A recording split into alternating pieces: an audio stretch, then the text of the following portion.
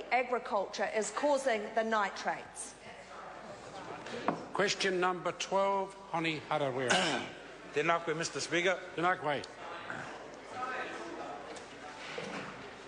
To the Minister of Finance, what is his budget plan, if any, to immediately address growing poverty in New Zealand, which has got so bad that charitable organisations have today said they are expecting an influx of more than 40,000 struggling families for Christmas dinner because they can't afford to put food on the table?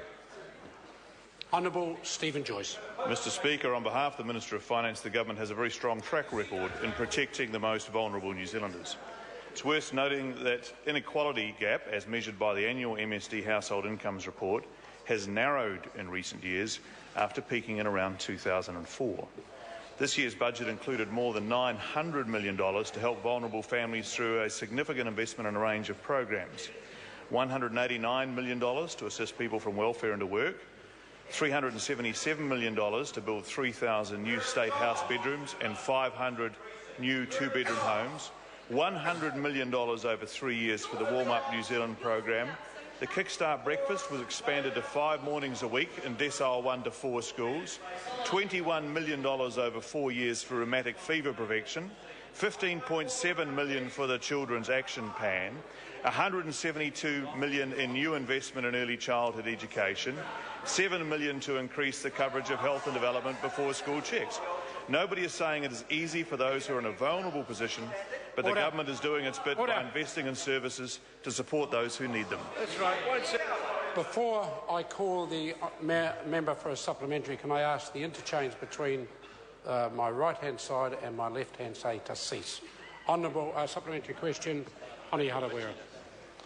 Will the government use any surplus funds to reduce the crippling unemployment figure of 150,000, plus the 4,000 people who lost their jobs last month, by initiating a comprehensive government job creation program to put Kiwis back to work in their communities until such time as the private sector has picked up the slack?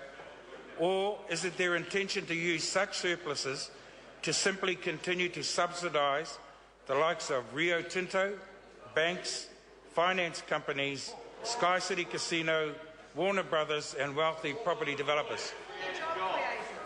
Honourable Stephen Joyce. Well, Mr Speaker, on behalf of the Minister of Finance, actually the unemployment rate, the member may not have noticed, has dropped again yesterday and employment is growing. Then the other member raises a point about Northland, which I think is very important, and both of those members could be of assistance to the government as we seek to increase job opportunities in Northland. For example, they could support the exploration of minerals in Northland, which I know Mr Harawira does not support. They could support and encourage the resolution of treaty settlements to make assets available for iwi in Northland, which have been very successful in creating economic activity and job growth elsewhere.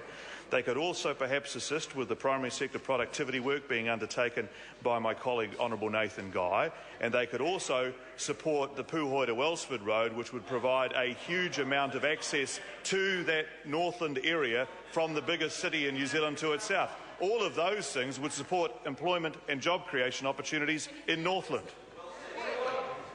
Point of order, the Honourable Shane Jones. So I realise we're at the end of question time, going on 3:30, but can you please ponder as to why it's been necessary to castigate this side of the House in terms of the length of answers, the length of questions, and yet you've let him get away and take responsibility for my views on mining, which are already well known.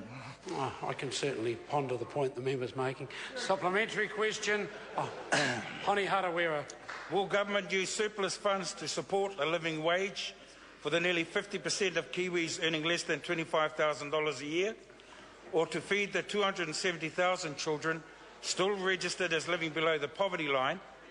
Or is it the government's intention to simply throw another $40 million after the $80 million already squandered on a yacht race for the greedy and the gluttonous? Honourable Stephen Joyce, insofar as his ministerial responsibility. Well, Mr Speaker, on behalf of the Minister of Finance, with the greatest respect to the member, if he actually did more effort in assisting with job creation in Northland, then we would actually have a lot better outcomes than if sitting here bagging people who are interested in job creation for New Zealanders, including all the companies that he's mentioned so far. In relation to the living wage, I would draw his attention to the Treasury report, which points out that the living wage would have very little impact on inequality or poverty measures, and most people affected are actually those who are single adults or couples with no children, and not the families earning below a so-called living wage of $18.40 an hour. I call on Government Order of the Day number 1. New Zealand International Convention Centre Bill, Committee stage continued. I declare the